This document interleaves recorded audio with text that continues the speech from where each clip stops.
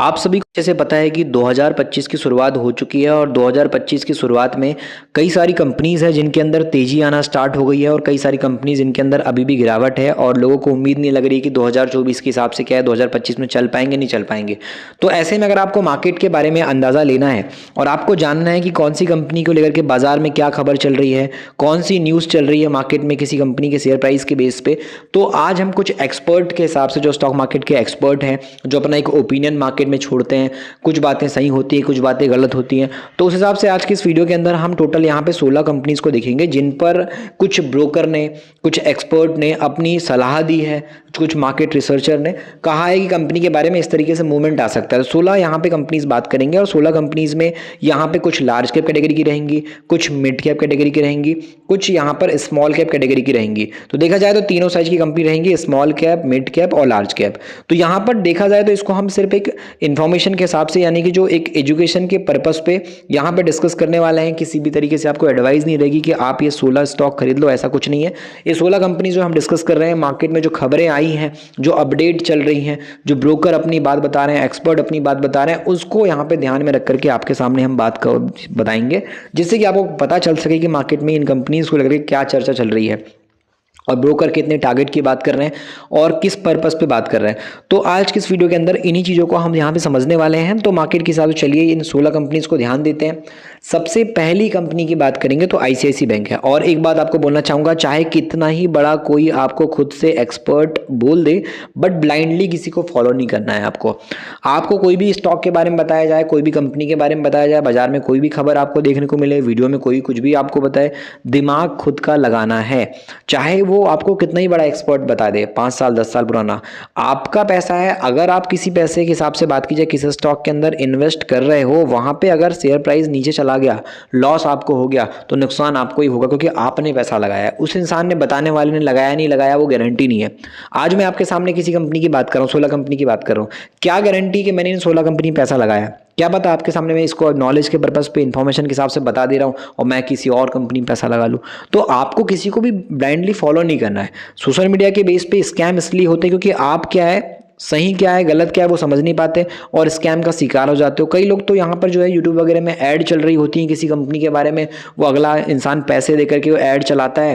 वो ऐड में आप देखते हो कि टारगेट प्राइस ये है, इसमें ये अपडेट आ गई, कंपनी का फंडामेंटल बहुत घटिया होता है, और आप उस न्यूज़ के चलते, उस वीडियो के चलते पैसा लगा देते हो। बाद में पता चलता है कि स्कैम हो रहा है। आपके खरीदने के बाद वो लोअर सर्किट पर चल रहा होता है, एक के बाद एक नीचे लो बनाते जाता है, आप बेच ही नहीं पाते, आपका पैसा डूब जाता है। तो आपको वो गलतियाँ नहीं करनी। मार्केट में आपको कई तरीके से लूटने की कोशिश की जाएगी। मार्केट में पैसा वही बनाता है जो सुनता 10 की है बट दिमाग खुद की लगाता है, खुद का लगाता है, माइंड खुद का यूज करता है। तो आपको सुनना सबका है, देखना सबका है, नॉलेज के साथ सबके बारे में सुनो, सब जो बता रहे हैं उसको देखो सुनो, लेकिन दिमाग खुद का आपको एंड टाइम पे यूज करना है, क्योंकि पैसा आपका है। तो लॉस भी आपको ही होगा, प्रॉफिट भी आपको ही होगा। तो आईसीआईसी बैंक के बारे में क्या खबर चल रही है उसको एक बार थोड़ा देख लेते हैं। तो आईसीआईसी बैंक की बात की जाए तो आईसीआईसी बैंक में लगभग 30% का रिटर्न दिया है 1 साल के अंदर। और ऐसे में एक्सेस सिक्योरिटीज ने कहा है कि 1500 रुपए के प्राइस टारगेट के साथ में स्टॉक को खरीदने की सलाह यहाँ पे इन्होंने दी है। मेरी सलाह नहीं है, ये ब्रोकर की सलाह है। तो इन्होंने जो है 17% की बात करें, तेजी की बात कही है आईसीआईसी बैंक के अंदर 2025 के हिसाब से। उसके बाद है एसबीआई बैंक।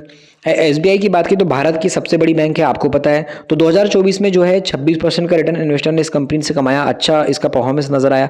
साल 2024 के हिसाब से अब 25 में देखा जाए तो एक्सेस सिक्योरिटीज ने टॉप पिक्स में बात की जाए तो एसबीआई का जो है उनका टारगेट 1040 का नजर आया, जो कि 31% तेजी की उन्होंने बात कही कि 2025 में ये 31% तक जो एसबीआई का शेयर है वो भाग सकता है, ऐसा एक्सेस सिक्योरिटीज का मानना है। उसके बाद आगे बढ़ेंगे तो यहाँ पे बात आती है वीबीएल की, जिसको हम सब वरुण बेवरेजेस लिमिटेड के नाम से जानते हैं। पेप्सी के साथ इसकी पार्टनरशिप है। तो वीवीएल की बात की जाए तो कंपनी जो यहाँ पे ग्लोबल लेवल पे काम कर रही है और सबसे बड़ी बॉटलिंग पार्टनर कंपनी है जो कॉन्ट्रैक्ट मैन्युफैक्चरिंग के बेस पे काम करती है। वरुण बेवरेज की बात की जाए तो लिस्टिंग के बाद से काफ़ी बड़ा पैसा बना है और ऐसे में 2024 में 30% का रिटर्न इसमें मिला है। तो एक्सेस सिक्योरिटीज़ ने इसके अंदर 700 रुपये का प्राइस टारगेट सेट किया है और इसमें 10% की तेजी की बात कही है। तो वीवीएल में कुछ खास मूवमेंट की बात इन्होंने नहीं की है, एक नॉर्मल प्राइस के हिसाब से 10% की तेजी की बात कही है। अभी 10% भागेगा या फिर 100% भागेगा वो तो 2025 का साल बताएगा। उसके बाद है एचडीएफसी बैंक। एचडीएफसी बैंक पे भी एक्सेस सिक्योरिटीज का क्या ओपिनियन है उसको हम थोड़ा समझेंगे। तो एचडीएफसी बैंक के अंदर बात की जाए तो यहाँ पर जो पॉजिटिव हम देखें तो यहाँ पर लगातार 9 सालों तक जो पॉजिटिव रिटर्न मिला था, उसके बाद पिछले 4 से 3 साल हो गए इसमें बैंक का रिटर्न सिंगल डिजिट में रहा है, कुछ खास रिटर्न नहीं मिला है। लेकिन एक्सेस सिक्योरिटीज़ को उम्मीद है कि 2025 में जो है एचडीएफसी बैंक जो है डबल डिजिट में रिटर्न डिलीवर कर सकता है, यानी कि लगभग बात की जाए तो टारगेट 2025 का इसमें जो है उतना ही रखा गया, 2025 से ही रखा गया है इसका टारगेट 2025 साल के अंदर। और जो तेजी की बात की जा रही है वो 14 से 15% के आसपास की तेजी के बाद एक्सेस सिक्योरिटीज इसके अंदर कर रहा है। उसके बाद अगली यहाँ पे आती है एयरटेल कंपनी। एयरटेल के अंदर यहाँ पर टेलीकॉम सेक्टर की कंपनी आपको पता है, जियो के बाद अगर कोई मार्केट में सर्वाइव कर पाया है, जो टिक पाया है, तो वो एयरटेल है। एचडीएफसी बैंक भारत की सबसे बड़ी प्राइवेट बैंक हो गई, वैसे ही एयरटेल भी भारत की सबसे बड़ी टेलीकॉम कंपनी में से एक है। तो यहाँ पर आप देख पाओगे कि 2024 में इसमें निफ्टी 50 में सबसे अच्छा प्रदर्शन करने वाली कंपनी रही है और इसने पिछले साल 55% का ज़बरदस्त रिटर्न निकाल करके 2024 में इन्वेस्टर को दिया है। तो ऐसे में एक्सेस सिक्योरिटीज़ के अंदर यहाँ पे जो 1880 रुपये का टारगेट दिया गया है और 18% की तेजी की बात कही गई है एयरटेल के अंदर। उसके बाद यहाँ पे नेक्स्ट कंपनी निकल के आती है छोलामंडलम इन्वेस्टमेंट, फाइनेंस इंडस्ट्री कंपनी है। इसने जो है 2024 के अंदर जो रिटर्न दिया है उस हिसाब से बात की जाए तो यहाँ पर ब्रोकर को बोला जा रहा है कि यहाँ पे जो कंपनी के अंदर देखते हो आपकी 2024 में 25 में अगर हम अपडेट की बात करें तो नेगेटिव रिटर्न मिला है, 0% का रिटर्न मिला है, देखने को मिला है 2024 में। तो 25 में इसमें बोला जा रहा है कि 41% का जो रिटर्न है वो मिल सकता है। 2024 में 0% मिला तो यहाँ पर 41% 2025 में नजर आ सकता है, ऐसा एक्सेस सिक्योरिटीज़ का मानना है। उसके बाद है HCL tech. HCL tech, TCS, Infosys, उसके बाद थर्ड लार्जेस्ट भारत देश की तीसरी सबसे बड़ी आईटी कंपनी है और इसका रिटर्न रहा है 2024 के टाइम पे 35% का। तो इसके अंदर जो ब्रोकर की उम्मीद है वो है 10% की उम्मीद है कि 2110 तक जा सकता है, 10 से 12% का रिटर्न मिल सकता है, ऐसा ब्रोकर का मानना है यहाँ पर एक्सेस सिक्योरिटीज़ का। उसके बाद है एरोबिंदो फार्मा।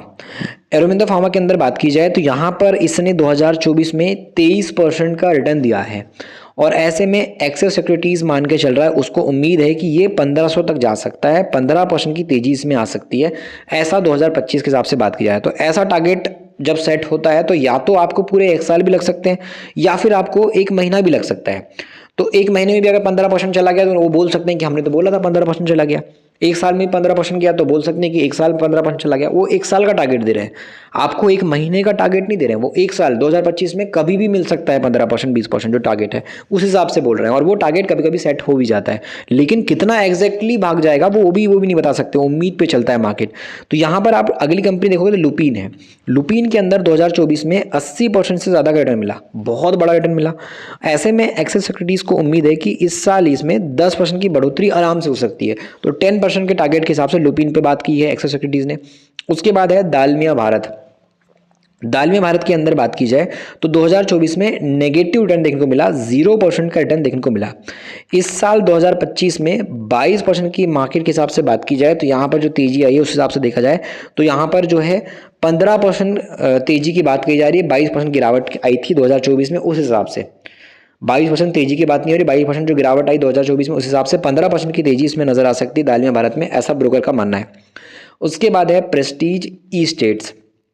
इसके अंदर 2024 में देखा जाए तो शानदार प्रदर्शन देखने को मिला, 44% की तेजी हम सब ने देखी। तो 2025 के अंदर 30% की तेजी आने की उम्मीद प्रेस्टीज ई स्टेट्स के अंदर देखने को मिल सकती है, ऐसा ब्रोकर का मानना है। उसके बाद नेक्स्ट आती है यहाँ पे चैलेट होटल्स। चैलेट होटल्स के अंदर 2024 में हमने देखा था कि 40% का रिटर्न मिला था, तो इस साल जो है 10% का तो कम से कम रिटर्न मिल सकता है, ऐसा ब्रोकर का मानना है। उसके बाद नेक्स्ट है यहाँ पे सनसेरा इंजीनियरिंग्स और इसने 2024 में शेयर होल्डर्स को 50% का रिटर्न दिया। अब 2025 के अंदर आराम से 19% की तेजी दिखा सकता है, ऐसा ब्रोकर को लग रहा है, क्योंकि मूवमेंट अगर हम देखें तो फंडामेंटल के पॉइंट से भी होता है और इस हिसाब से ब्रोकर टारगेट देते हैं। उसके बाद आती है कंपनी हेल्थ केयर ग्लोबल। इस कंपनी ने 2024 में 34% का रिटर्न दिया था और इस साल ब्रोकर को उम्मीद है कि ये कंपनी की 18% तो आराम से 2025 में निकाल के दे सकती है, ऐसा ब्रोकर को लग रहा है। उसके बाद अगली कंपनी है ग्रेविटा इंडिया। ग्रेविटा इंडिया के अंदर 2024 के अंदर जो रिटर्न है वो 2 गुना मिला था, 2 गुना रिटर्न मिला था। तो ऐसे में ब्रोकर इस बार उम्मीद लगा रहा है कि आराम से ये 38% के आसपास यानी कि 38-40% तो 2025 में जा सकता है, तो ब्रोकर को इसमें भी तेजी की उम्मीद है। उसके बाद है जे कुमार इंफ्रा। जे कुमार इंफ्रा के अंदर मार्केट के हिसाब से 2024 में 33% का रिटर्न हमने देखा, तो इस साल 25% 2025 में आपको मिल सकता है, ऐसा ब्रोकर उम्मीद लगा रहा है। तो इस तरीके से ये टोटल हमने देखी 16 कंपनीज जिनके अंदर जो एक्सेस सिक्योरिटीज़ है उसने अपने टारगेट बताए हैं। ये हमारा कुछ पर्सनल ओपिनियन नहीं है, मार्केट में जो खबरें चल रही है उस हिसाब से हमने बताया कि मार्केट के अंदर जो रिस्क रहता है वो काफ़ी हाई होता है। कई बार क्या होता है कि ब्रोकर आपको टारगेट दे देते हैं और आप ब्रोकर की बात में आकर के बाय कर लेते हो, उसके कुछ टाइम के बाद आपको लगता है कि तेजी आएगी, बट अचानक से एक बड़ी गिरावट आ जाती है और आप पेशेंस नहीं रख पाते। सामने वाले इंसान ने आपको यहाँ पे बात की है पूरे 2025 की, और आपने न्यूज़ देखी जनवरी की। अब आप देख रहे हो कि जनवरी में तो ये ब्रोकर ने बोला कि इतनी तेजी आ जाएगी, अब आप फरवरी तक वेट कर रहे हो, आप मार्च तक वेट कर रहे हो, लेकिन आप अप्रैल आते तक मार्केट में परेशान हो जाओगे कि इसमें तेजी की बात चल रही थी तो 2-3 महीने से चल ही नहीं रहा है। फिर आप पेशेंस अपना खो देते हो और वहां पे कर देते हो आप किसी भी स्टॉक को सेल। अब सामने वाले ने पूरे 2025 साल की बात की, आप परेशान हो गए 3 महीने के अंदर, अब आपने सेल कर दिया तो आपको हो गया लॉस। अब ये लॉस में सबसे ज़्यादा नुकसान आपका हुआ, क्योंकि आपको तो पोर्टफोलियो में लॉस हुआ ही, आपके दिमाग में भी लॉस होगा क्योंकि आपका मोटिवेशन टूट गया। नेक्स्ट टाइम आप उस ब्रोकर की बात को ध्यान नहीं दोगे। तो ये मार्केट के अंदर बहुत ज़्यादा होता है, तो आपको किसी भी ब्लाइंडली भरोसा नहीं करना है। रिस्क बहुत बड़ा होता है मार्केट में, आज तेजी है तो कल गिरावट भी आएगी। आप फंडामेंटल को इंपॉर्टेंस दो। ब्रोकर ने क्या बोला, रिसर्चर ने क्या बोला, एक्सपर्ट ने क्या बोला, उसको ज़्यादा आप ध्यान मत दीजिए। आप ध्यान दीजिए कंपनी की क्वालिटी को, कि कंपनी की क्वालिटी क्या है, क्या ये कंपनी आने वाले टाइम में, आने वाले 3 साल सर्वाइव कर सकती है, कंपनी की सेल्स क्या है, कंपनी के प्रॉफिट क्या है, वो आपके लिए मैटर करना चाहिए। अगर आप कंपनी के सेल्स और प्रॉफिट को ध्यान दे करके मार्केट में पैसा लगाते हो, डेफिनेटली आपका पैसा बनेगा। आज नहीं बनेगा, आज के 6 महीने बाद बनेगा, साल भर बाद बनेगा, 2 साल बाद बनेगा, क्योंकि कंपनी फंडामेंटली अच्छी है। तो जो रिस्क रहता है वो हमारा कम होता है अगर हम फंडामेंटली स्ट्रॉन्ग कंपनी पे ध्यान देते हैं।